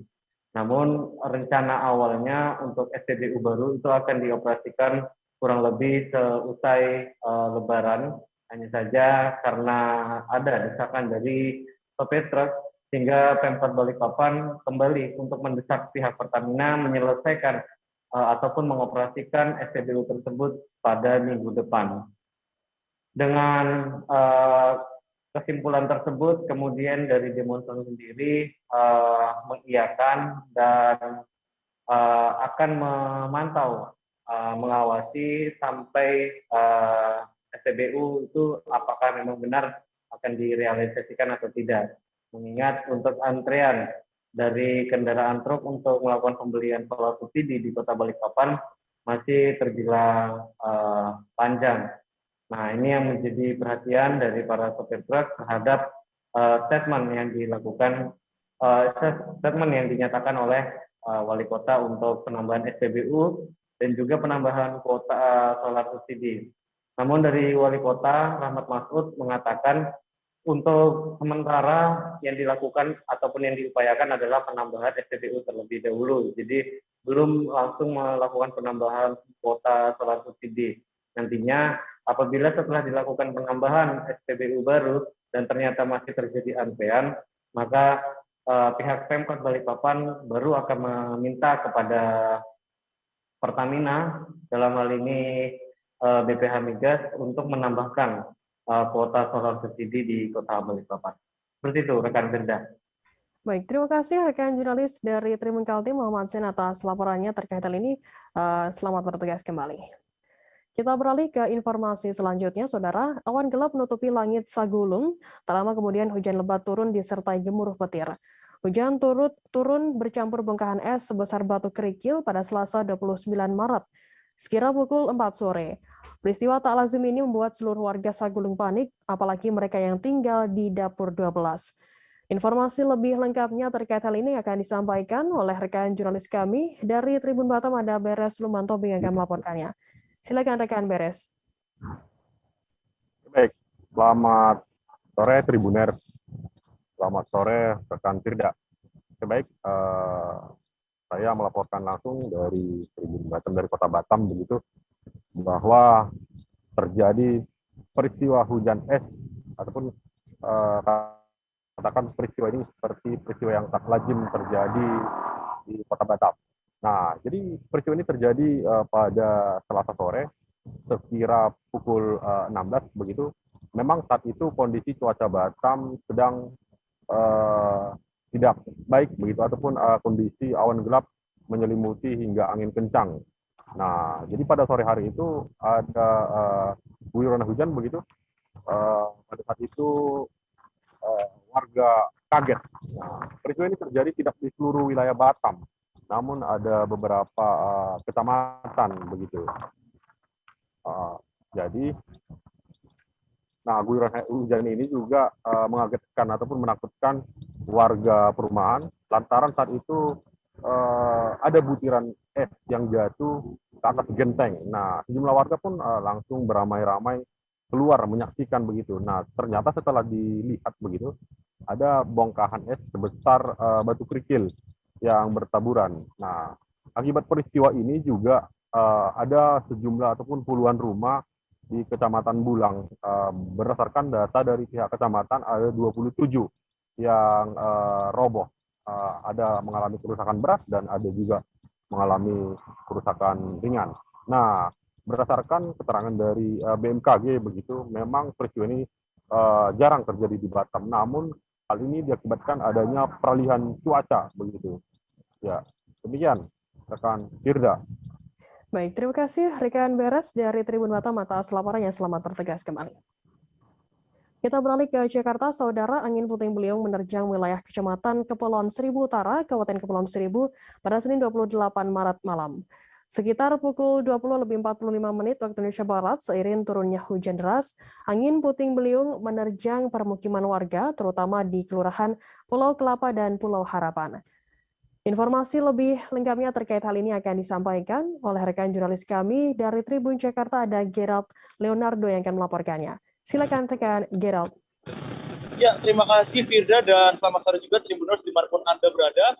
Memang dapat saya laporkan bahwa peristiwa angin puting beliung terjadi di wilayah Kepulauan Seribu, tepatnya pada Senin malam sekitar pukul 20.45 waktu Indonesia Barat. Dari peristiwa ini, Firda dan juga Tribuners, ratusan rumah warga terdampak dan mengalami kerusakan sedang dan parah akibat terjadinya angin puting beliung. Memang peristiwa angin puting beliung ini terjadi seiring dengan guyuran hujan lebat yang tepatnya terjadi di Kecamatan Kepulauan Seribu Utara dan tepatnya pula terjadi di 2 kelurahan, yakni di Kelurahan Pulau Kelapa dan juga Kelurahan Pulau Harapan. Dari keterangan Camat Kepulauan Seribu Utara, yakni Ismail, yang bersangkutan menyampaikan bahwa ada ratusan rumah yang terdampak, tepatnya 182 rumah rusak di Kelurahan Pulau Kelapa dan sekitar 20 rumah rusak di Kelurahan Pulau Harapan. Adapun Firda dan juga Tribuners, dari rekaman video amatir yang tribunjakarta.com dapatkan dari warga setempat, memang terekam detik-detik terjadinya angin puting beliung pada Senin malam lalu, di mana angin kencang memang tampak menerjang permukiman warga, dan saat itu juga terekam dalam video bahwa warga sempat berlarian panik ketika angin puting beliung terjadi seiring dengan hujan lebat yang mengguyur wilayah Kecamatan Kepulauan Seribu Utara. Selain daripada permukiman, Firda dan juga Tribuners, dapat saya laporkan berdasarkan video amatir milik warga, angin puting beliung juga terjadi di pesisir Kecamatan Kepulauan Seribu Utara, di mana tepatnya angin puting beliung ini menerjang pantai serta wilayah di tengah laut, sehingga kapal-kapal maupun perahu yang berada di pantai, di pesisir pantai maupun di tengah laut tampak terombang-ambing seiring dengan ombak tinggi yang terjadi akibat diterjang angin puting beliung ini.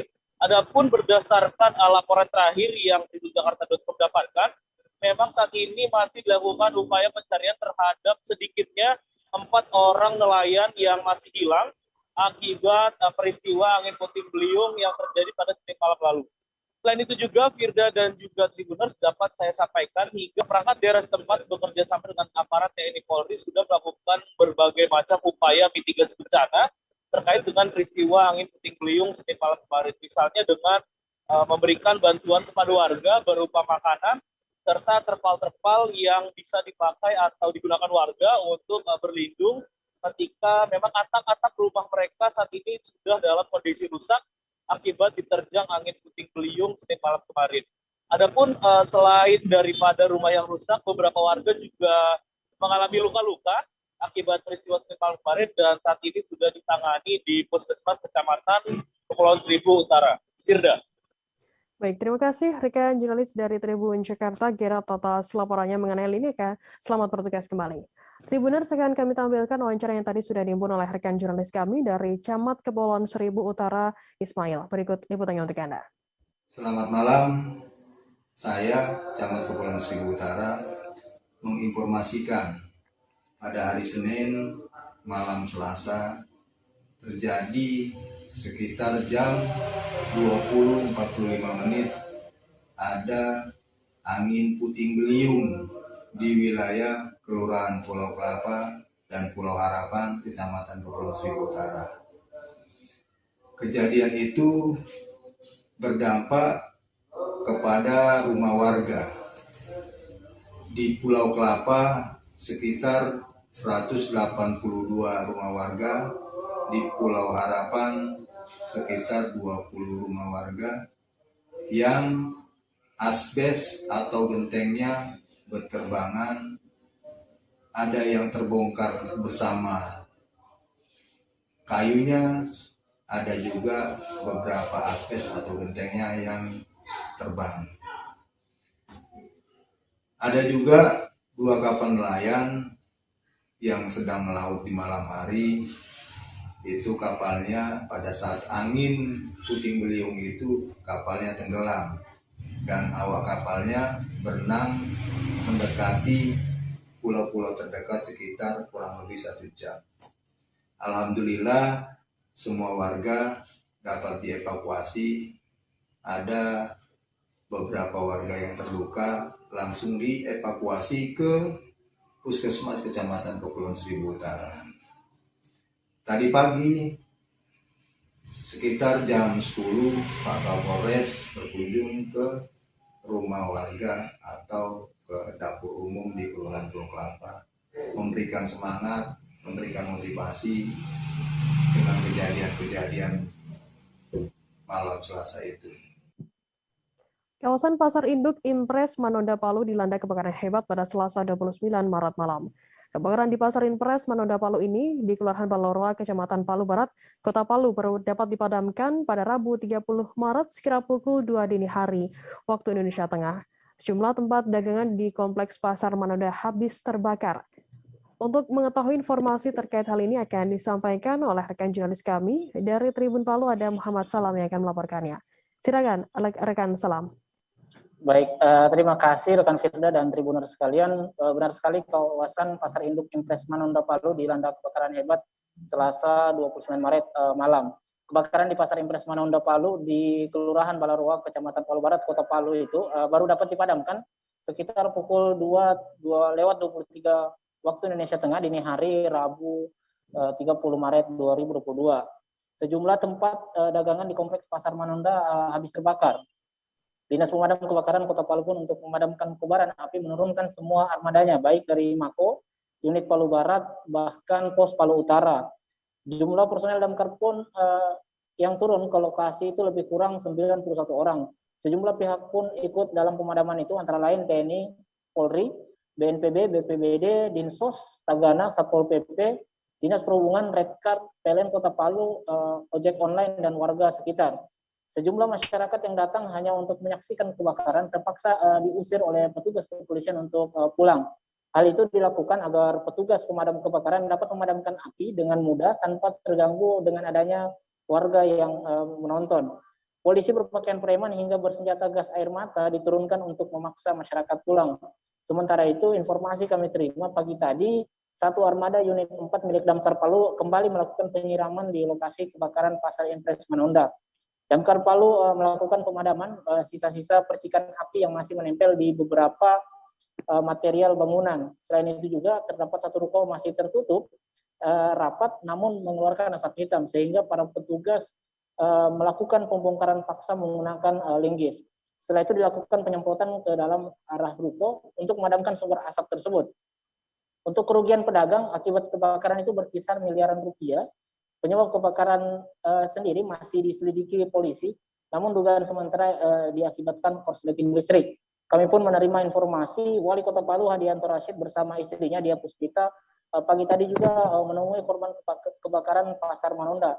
Hadianto dan istrinya nampak mengenakan kemeja putih dengan sepatu boot dan sejumlah kepala OPD seperti Dinas Sosial Palu juga ikut meninjau lokasi kebakaran Pasar Impres Manonda.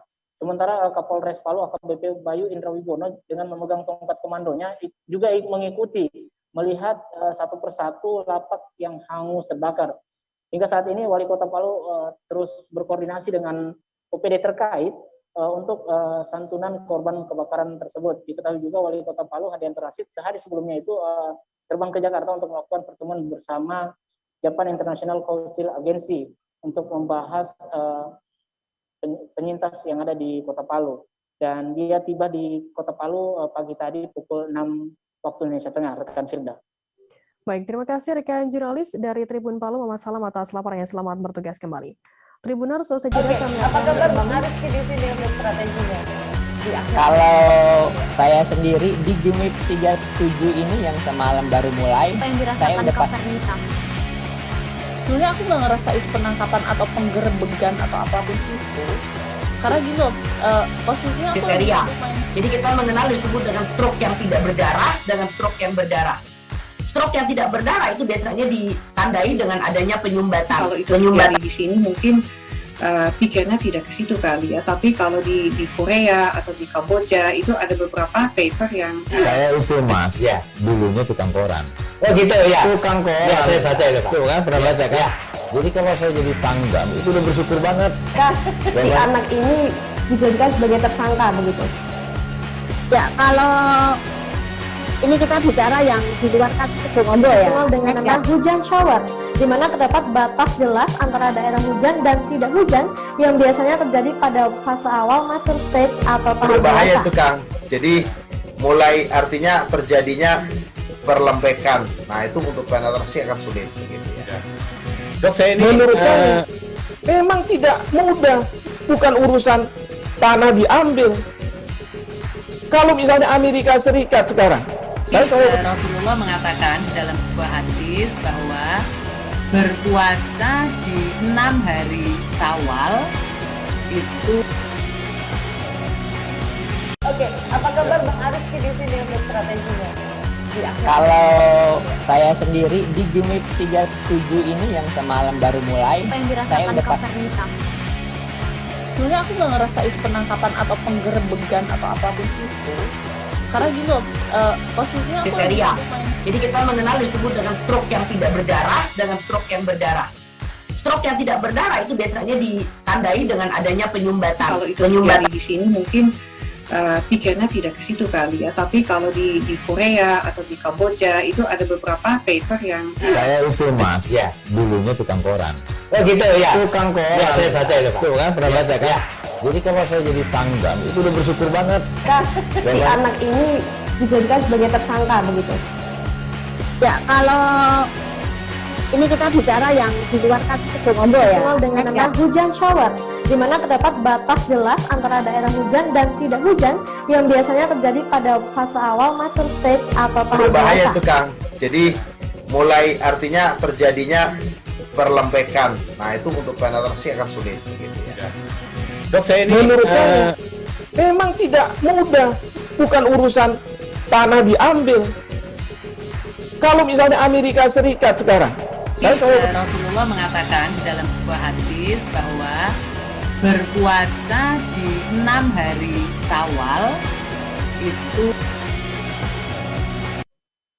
Terima kasih Anda masih bersama kami di live update. Kita beralih ke informasi selanjutnya, Saudara.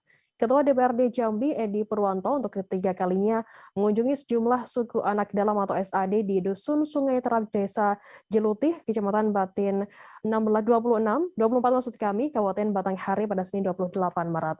Kehadiran Edi Purwanto ini bersama dengan Danrem 042 Gapu, Brigjen TNI Supriyono, Kepala Kantor Perwakilan Bank Indonesia Provinsi Jambi Sutimas Niari Nasution, dan sejumlah pihak ini dalam rangka menindaklanjuti terkait dengan keinginan Temenggung SAD setempat.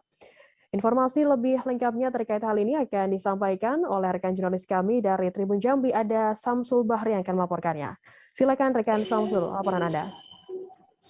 Oke, terima kasih rekan Firda dan Tribuners yang berada. Saya akan kembali melaporkan bahwa terkait dengan Ketua DPRD Provinsi Jambi, Bapak Edi Purwanto, waktu lalu mengunjungi salah satu lokasi suku anak dalam, tepatnya di Dusun Sungai Terap, Desa Jelutih, Kecamatan Batin 24, Kabupaten Batanghari, di mana kesempatan ini sebelumnya bahkan tidak lanjut dari kedatangan Menteri Sosial Ibu Tri Risma, di mana sebelumnya juga Temenggung SAD meminta 10 unit kendaraan trail begitu untuk sebagai mobilitas masyarakat atau suku anak dalam aktivitas. Nah, terkait dengan hal ini dilanjut oleh Edi Purwanto bersama dengan Kepala Bank Indonesia Perwakilan Provinsi Jambi dan juga Danrem 042 Gapu memberikan 2 unit motor trail, di mana nantinya 8 unit akan secara berangsur berkoordinasi dengan stakeholder lainnya untuk diberikan begitu. Nah, ini merupakan permintaan dari Temenggung SAD, di mana sebelumnya Risma berkunjung, di mana Edi Purwanto juga ini merupakan ketiga kalinya untuk datang ke SAD ini, dan diharapkan kedatangan Edi Purwanto ini juga menjadi dorongan bagi stakeholder lainnya untuk dapat memberikan perhatian kepada suku anak dalam di Provinsi Jambi dengan memberikan bantuan dan sejumlah kebutuhan untuk diharapkan nantinya peradaban SAD ini menjadi lebih baik, lebih berbudaya dan lebih sehat tentunya, dan itu merupakan harapan dari Ketua DPRD Provinsi Jambi. Oke, demikian rekan Firda. Baik, terima kasih rekan jurnalis dari Tribun Jambi Samsul Bahri atas laporannya. Selamat bertugas kembali. Dan Tribuners, akan kami tampilkan wawancara dari Ketua DPRD Provinsi Jambi Edi Purwanto. Berikut liputannya untuk Anda. Saya membawa Pak Danrem dan Ibu Suti, Kepala BI, untuk melihat saudara-saudara kita di sini. Sini Bu. Dan alhamdulillah BI memberikan CSR-nya kepada suku anak dalam, baik itu berupa alat tulis, kemudian baju, kemudian sembako, maupun ada 2 unit motor yang disumbangkan untuk membantu bagaimana suku anak dalam menjalankan aktivitas sehari-hari dengan baik tanpa hambatan. Begitu juga tadi Pak Danrem, alhamdulillah Babinsanya yang selalu konsentrasi mengajarkan anak-anak kita sebagai guru di sini. Kami mengapresiasi, Warsi memberikan apresiasi, dan kami atas nama pemerintah kami mengucapkan terima kasih sebesar-besarnya. Dan tentu dengan kehadiran kami di sini mudah-mudahan semangat ini akan diwarisi oleh seluruh stakeholder sehingga peradaban daripada suku anak dalam bisa berubah menjadi yang lebih baik, lebih nyaman, lebih berbudaya, dan lebih sehat tentunya. Itulah harapan kami sebagai pemerintah. Tadi ada masukan daripada Temenggung minta ada jalan yang persiapkan untuk mereka supaya mempermudah akses ekonomi mereka. Kita juga akan lihat postur anggaran APBD provinsi, APBD kabupaten kota masuk apa itu pusat, dan tidak menutup kemungkinan kita juga akan dorong beberapa korporasi misalnya Petro China, Sinarmas dan sebagainya untuk sama-sama membuat apa itu legacy dengan memberikan jalan kepada mereka.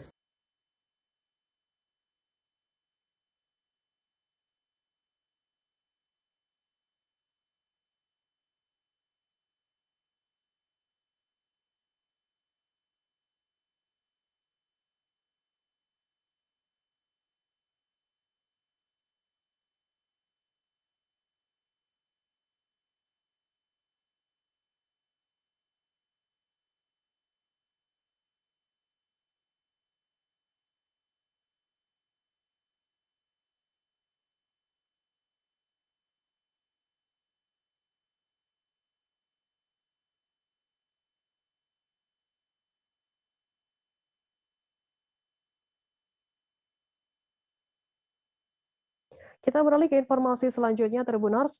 Keberadaan distributor minyak curah di Jalan Insinyur Soekarno, Kecamatan Pasangkayu, Kabupaten Pasangkayu diburu para pedagang minyak dari berbagai daerah.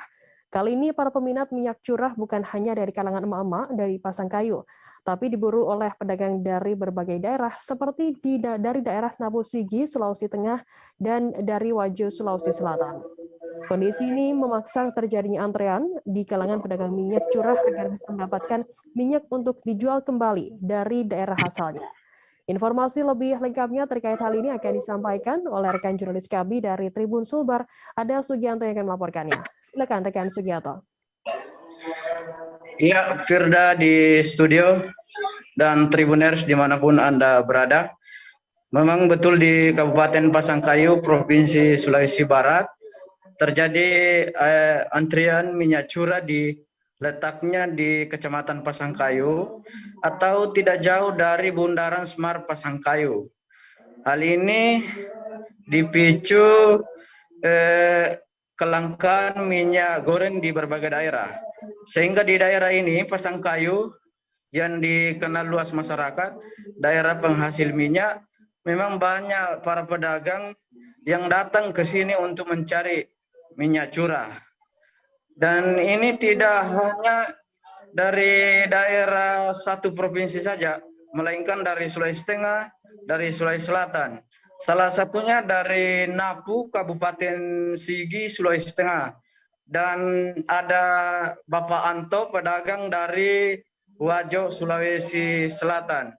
Nah, ini menurut informasi yang kami peroleh di lapangan, keterangan dari para pedagang ini memang datang untuk membeli minyak curah ini untuk dijual kembali. Meskipun hari ini Tribuners tidak ada data pasti berapa banyak jumlah pedagang dari berbagai daerah datang ke Pasangkayu. Yang jelasnya di hari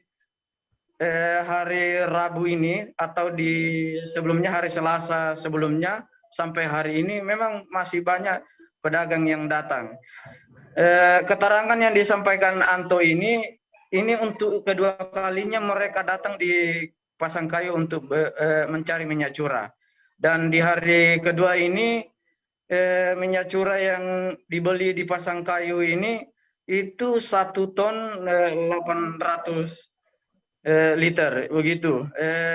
Sehingga karena banyaknya pedagang ya terjadi antri di area penjualan minyak curah ini. Begitu informasinya, Firda, Ananda di studio dan Tribunes dimanapun Anda berada. Baik, terima kasih rekan jurnalis dari Tribun Sulbar, Sugianto atas laporannya. Selamat bertugas kembali.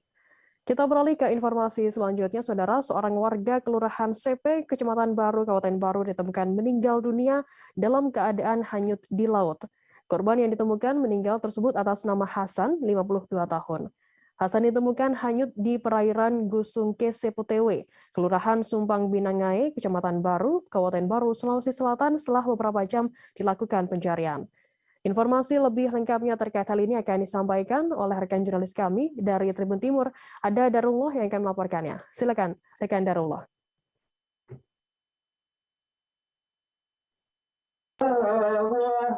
Ya, Tribuners, diinformasikan bahwasanya telah ditemukan jenazah salah satu warga Sebae, Kelurahan Sebae, Kecamatan Baru, Kabupaten Baru, Sulawesi Selatan, ditemukan hanyut di Gusung Keseputewe, Kabupaten Baru. Jadi korban sebelum ditemukan hanyut telah dikabarkan hilang semenjak 2 hari yang lalu. Tepatnya itu sejak malam Senin, korban telah dikabarkan hilang. Sehingga setelah keluarga mengetahui atas kejadian kehilangan dari korban, maka melakukan pencarian di tempat biasa ia pergi. Karena memang korban memiliki kebiasaan duduk di pinggir pantai. Karena korban bukan tidak bekerja sebagai nelayan, namun korban bekerja sebagai tukang ojek. Tapi ia memiliki kebiasaan bersantai di pinggir pantai. Sehingga setelah 2 hari dilakukan pencarian, maka ditemukanlah motor korban dan sandal korban di daerah dekat pantai atau dekat laut, yang tepatnya tidak jauh dari pelabuhan Garongkong. Sehingga dari itu menjadi dasar bagi keluarga korban bahwasanya korban ini ditemukan hilang. Sebenarnya korban ini hilang karena tenggelam. Maka dari itu korban melaporkan ke tim BPBD Kabupaten Baru untuk meminta bantuan agar dilakukan pencarian di perairan Kabupaten Baru. Sehingga pada Selasa pagi, tepatnya jam 8, kurang lebih jam 8, tim BPBD Baru melakukan pencarian di perairan Kota Baru.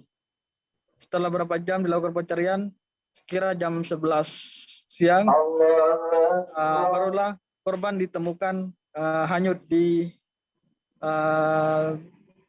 perairan Gusung Keseputewe, Kabupaten Baru. Iya, Mbak Devi. Terima kasih rekan jurnalis dari Tribun Timur, Darullah atas laporannya. Selamat bertugas kembali. Dan Tribuners, akan kami tampilkan wawancara dari Hatta, saudara dari korban. Berikut liputannya untuk Anda. Malam Senin kalau tidak salah itu malam Senin ke laut. Oh, memang kerjanya itu nelayan ya? Bukan. Hobi aja. Oh, iya. Terus kan istilahnya masuk di rumah sakit, jadi kita mengharap orangnya di rumah sakit. Begitu ternyata ada telepon dari rumah sakit, tidak ada yang kasih naik makanan, baru kita cari. Ternyata tidak ada di sana. Terus kemudian setelah dapat info bilang tidak ada rumah sakit, itu bagaimana anunya? Langsung kita cari tadi malam. Oh, mulai tadi malam melakukan pencarian ya? Iya. Berarti tadi malam Selasa. Ini hilang sudah berapa hari baru ditemukan ini? Malam Senin sama malam Selasa ini. Oh, malam Senin. Malam tidak ke masjid. Oh, 2 malam. Itu ditahu hilang karena tidak ada pulang, tidak ada rumah sakit. Iya. Tidak ada ke rumah sakit, jadi orang di rumah sakit nelpon. Mencari ya. Oh, kalau alamatnya Bapak ini di Sepe. Oh, di Sepe, di Kelurahan Sepe ya. Kelurahan Sepe. Kecamatan Baru. Iya. Kalau istrinya itu sudah lama sakit? Istrinya ini almarhum. Iya kan di rumah sakit. Tadi sudah dikeluarkan. Oh, sudah di rumah. Oh, sudah di rumah. Ke pekerjaan setiap harinya almarhum ini? Ngojek. Oh, Pak ngojek memang. Ngojek di Sepe ya? Di Sepe Pasar Sepe. Dengan Bapak siapa ini? Hah? Dengan siapa nama tak? Hatta. Ini saudara adiknya. Adiknya almarhum. Kurang dari 12 jam perampok sadis yang membunuh Supriyono, petugas keamanan di X, Junas Foto, Jalan Diponegoro 45 dibekuk jajaran di Treskrim Polda Jateng.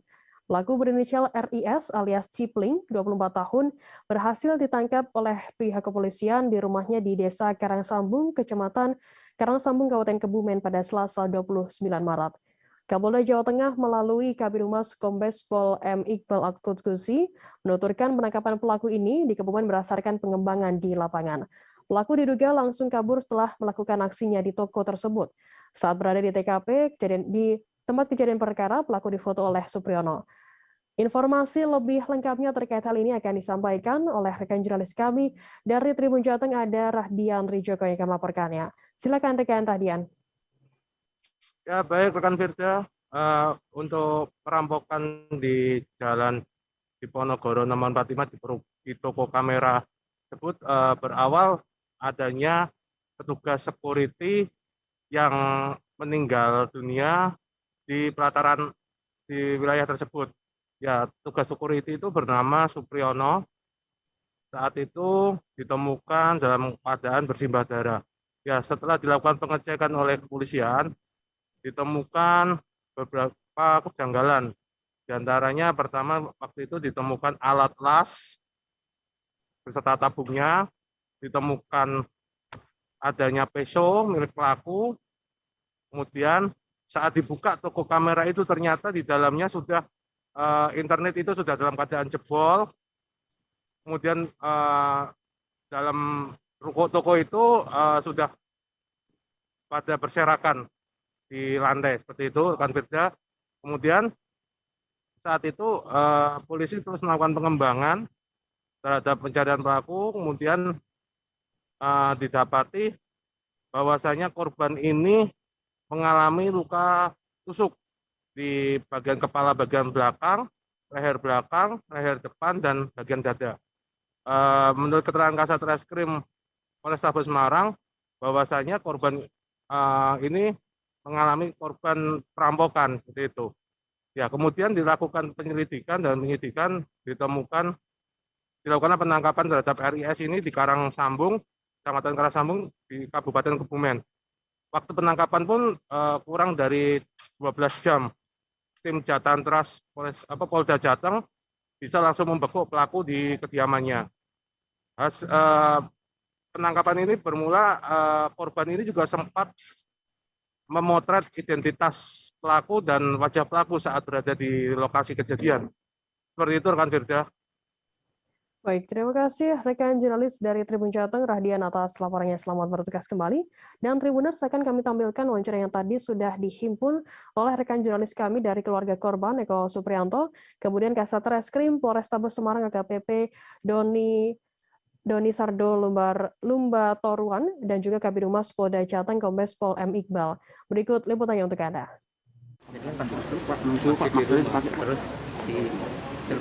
Di telepon sama tetangga, dikasih tahu kalau ada berita adik dibunuh. Pembunuhan di daerah Lembong sudah ramai, cuman gitu, makanya saya langsung ke sini. Coba lihat, ngecek dulu, ternyata memang benar terjadinya seperti itu. Jadi ini sudah lama, Mas? Ya? Korban sudah lama? Sekitar 6 bulan ini. Baru. Setiap hari siapa? Nah, dia jadwalnya seminggu 2 kali. Dari jam 6, berangkat dari rumah jam 6, pulangnya jam 7 pagi. Kerja di sini sebagai apa? Ya, security itu, penjaga malam. Penjaga malam. Iya. Kalau kerja sendirian atau sendiri? Sendiri, tidak ada temannya. Pernah cerita-cerita apa gitu? Ya, saya sebagai kakak sih dulu pernah menyarankan kalau misal jaga malam, saya minta suruh nemenin 1 orang lagi, paling enggak minimal 2 orang lah. Karena yang dijaga tempatnya kan kita di kerjaan tidak ada masalah, cuman sendiri kondisi juga sepi.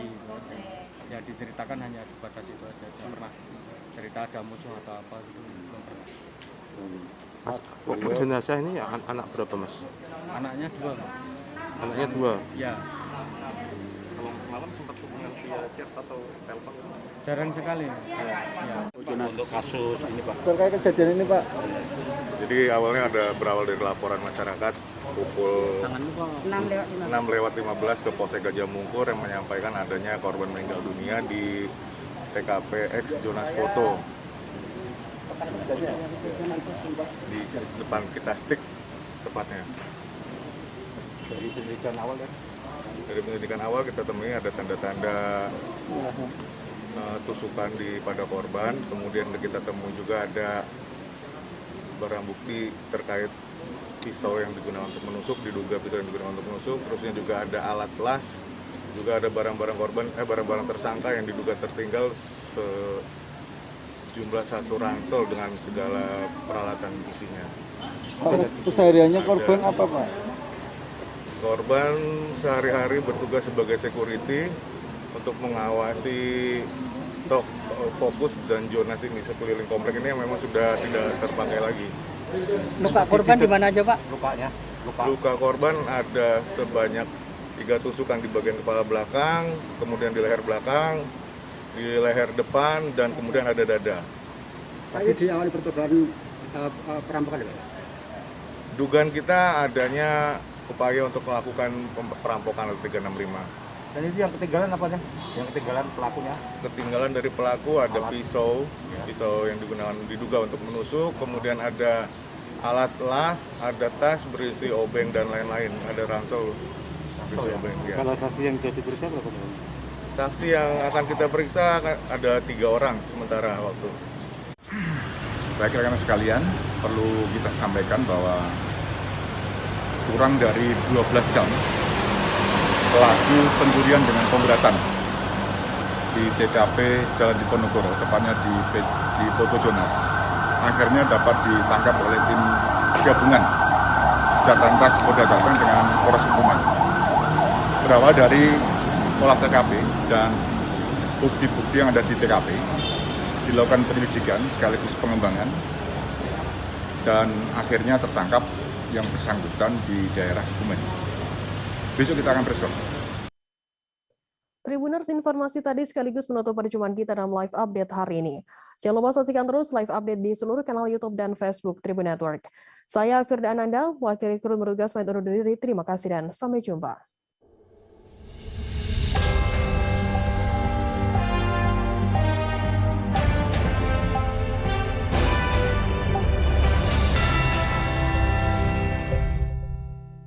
Jangan lupa like, subscribe, dan share ya!